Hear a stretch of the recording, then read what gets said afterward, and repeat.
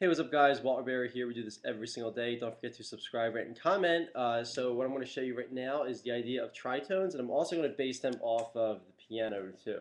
So maybe you're familiar, maybe you're not, but all intervals are all based off of your major scale. So that's the do, do, re, mi, fa, sol, la, ti, do, ti, la, so, fa, mi, re, do. And so if you were to walk up that numerically, it would just be 1, 2, 3, 4, 5, 6, 7, 8, 8, 7, 6, 5, 4, 3, 2, 1. Or if you were to do the notes, it would be C, D, E, F, G, A, B, C, C, B, A, G, F, E, B, C. But now, what a tritone is, and I'm basing everything off of C major, so it makes it easy. But what a tritone is specifically is that it's a flat fifth away from the root. Okay, so check this out. Here's your one, your C, and if I were to go C, D, E, F, G, 1, 2, 3, 4, 5, do, re, mi, fa, sol. There's our fifth. Okay, do, re, mi, fa, sol, do, sol. So if I were to flatten it, the fifth, when you flatten a note in music, that's referred to as going a half step down. Okay, and the sharp goes a half step up. But let's just wear them at the flat right now. So if I were to take the fifth and I were to flatten it, you have that what they call the tritone interval. So here's the root, the C. The tritone would be the G flat. Well, the tritone interval would be from C to G flat. And if you want to know, how to maybe remember that interval, you hear it in the Simpsons theme song. The Simpsons. Okay, so let's continue that. So that tritone, if I were to play a chord based off of all tritones, you would have this.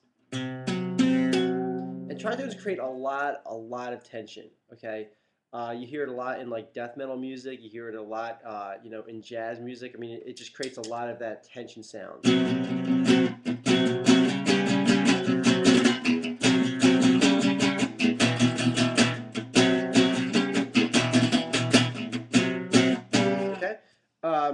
So one thing that I wanted to show you though was also if I were to base that off of the piano, since you now know what tritones are, it's the flat fifth. Here's my C. Actually, let me bring this puppy up in sound. There we go. So here's my C. So if I were to walk up the tritone, it would be my F sharp or my G flat. So C, F sharp, G. So there's my C. Here's my F sharp. Here's my G. So there's my flat fifth or my sharp fourth, but you'd much rather say flat fifth in this example. Okay, so now how do I play those in chords? Well, outside of just playing that, we're all familiar in the past week of what I showed you as being a dominant chord. So for example, let's play our A7 right here. And the notes in our A7, check this out. This is actually really cool. We all know that dominant chords want to move, right? So if I were to go,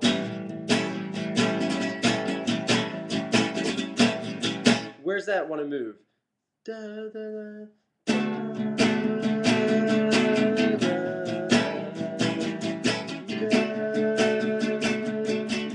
It wants to move to the 1. So this is my 5 chord. This is my 1. But what makes that want to move? Why does the 5 chord have to always resolve to the 1? Well, the reason is because my 5 chord has a tritone in it. Check this out. So let's base everything in this example.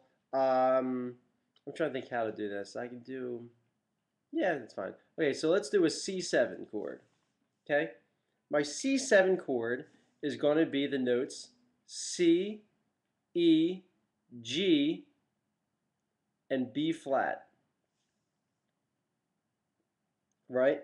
But now, where's the tritone in there? Well, look at the notes E to B flat right there. E to B flat, that's a tritone. That's what's going to make it want to move. And then it wants to move to the 1 chord, which is F, which are the notes F, A, C, F. You can double the F, you don't have to. But this C stays with this C. This E is telling you to, oops, sorry, this, The white balance is all messed up. Anyway, that A is telling you to move to this F.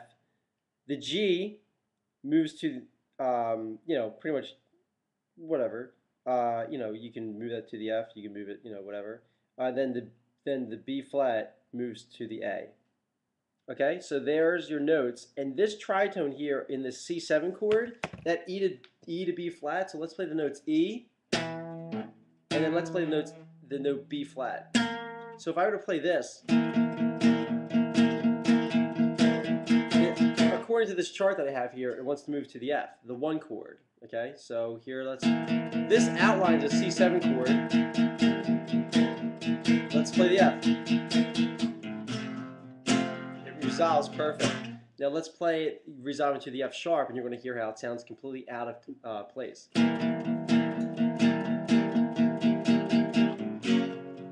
Right? It doesn't feel good. So.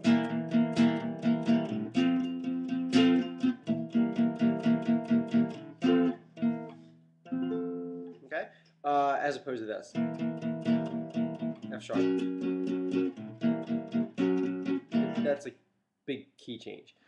So that's the idea of tritones. Don't forget to subscribe, rate, and comment. Any questions you have, leave them below. I'm here to help you guys. But have fun with that, and play some chords. If a chord maybe wants to move, try and see what the intervals are. And when I say what the intervals are, I'm referring to not only the intervals from the root to the other notes in the chord, like from the C to the E, because the C to E is a third, C to G is a fifth, C to B flat is a seventh. But look at these intervals, like, it just turned off. There we go. So look at these intervals, like G to B flat, right? So like that's a minor third. E to G, that's a minor third. E to B flat, there's your tritone, which is incredibly, incredibly powerful. Tritone is one of the most intense intervals that you can get. So, it's a lot of tension, it's a lot of power, and use that in some of your songwriting, your compositional stuff, and, you'll be able to transition to other keys and, create some tension for the listener and for your songwriting, if it's an intense part in the lyrical structure or in the, compositional arrangement that you have. So have fun with that. Try and look at the chords that that you're playing. Try and break them down. See if there's tritones, minor seconds, minor thirds, whatever's in them, and have fun with them. But there you go.